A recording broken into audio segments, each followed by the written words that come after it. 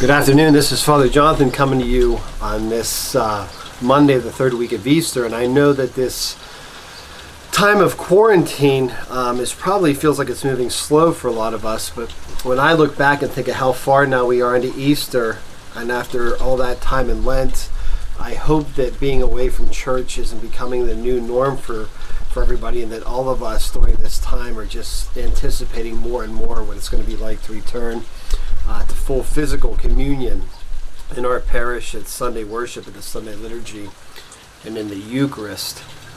I'd like to, if I could today, just offer my reflections on the road to Emmaus, and I hope for those of you watching from Our Lady of Victory, you did watch Mass this weekend and you heard Father Davies' excellent homily on the road to Emmaus, because he talks about this great breakthrough experience, and he talks, I think, a little bit about the playfulness, if you will, of Jesus Christ.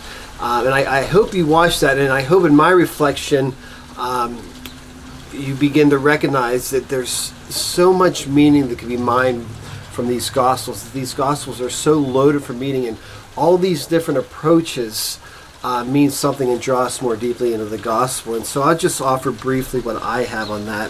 Every time I read this Gospel, I'm always blown away to one degree or another that they're on the road with him for probably what I would suggest is several hours. It says the road to Emmaus is 7 miles. How long Jesus was on, we don't know, but they're on for at least, I would say, walking with him for several hours. And he comes and he asks them how they are. Then he shares, he calls them naive, how naive you are to believe. Then he breaks open the scriptures, and there's this back and forth, and they never quite realize who he is until afterwards, in reflection, after the breaking of the bread. And I can't tell you how often that's the sake, how often that is the case for me, that I hope I have this ongoing personal relationship with Jesus Christ, but when he's come to me very clearly, and when I've had these really true encounters with him, specifically through other people, most often I only recognize it in reflection after the matter. And I think this is a lot of what's going on in this story, and it tells us about how Jesus Christ approaches us. And I think it's quite contrary to what many modern people might think an encounter with Jesus Christ is supposed to look like. I think some of us have this image of sort of falling down, slain by the Spirit. And I know this stuff happens, or all of a sudden this sudden amazing awareness that he's there takes your breath away. That there's this clap of thunder, there's this quaking of the earth, this driving wind, whatever it might be. But if you read the story of the road to Emmaus, none of this is going on. These disciples are in despair. They're saddened. They're frustrated, angry. You name the emotions can go on and on, because the person they trusted for the last 3 years, who they thought was going to be the Messiah, had essentially let them down. They couldn't be more downtrodden. And Jesus doesn't break out of the open and say, "Hey guys, look, it's me." And I don't think he's being devious here either. I think he's perfectly content to come to them in disguise, even though it's not a planned disguise. They don't recognize him. It's not the fact that he is disguising himself. They don't recognize him because Jesus refuses over and over to come to us how we expect him. And another important point, Jesus never ever forces himself upon us. It doesn't work that way, because God has complete and total and infinite respect for our free will.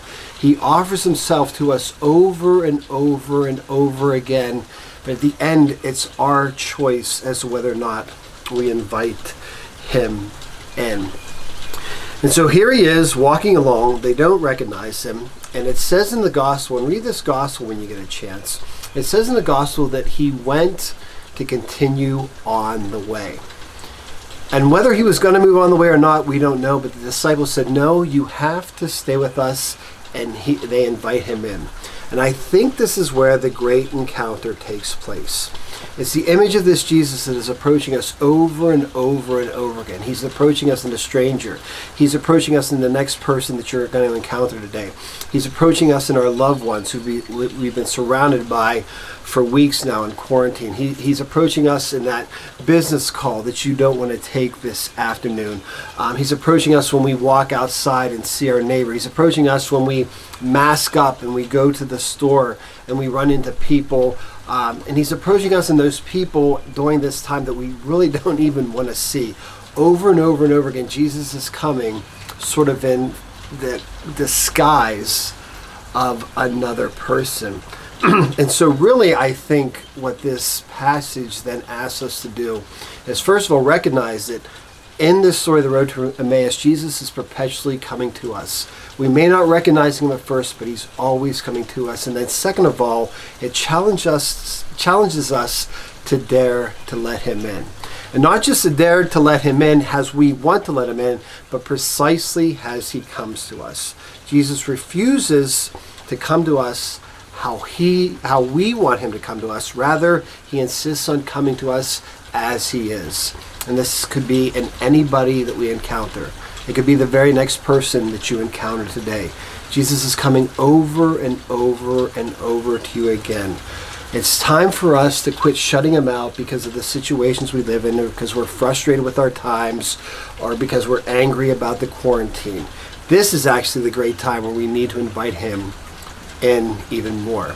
Sometime today, Jesus is going to approach you in another person. The great question is do you dare invite him in?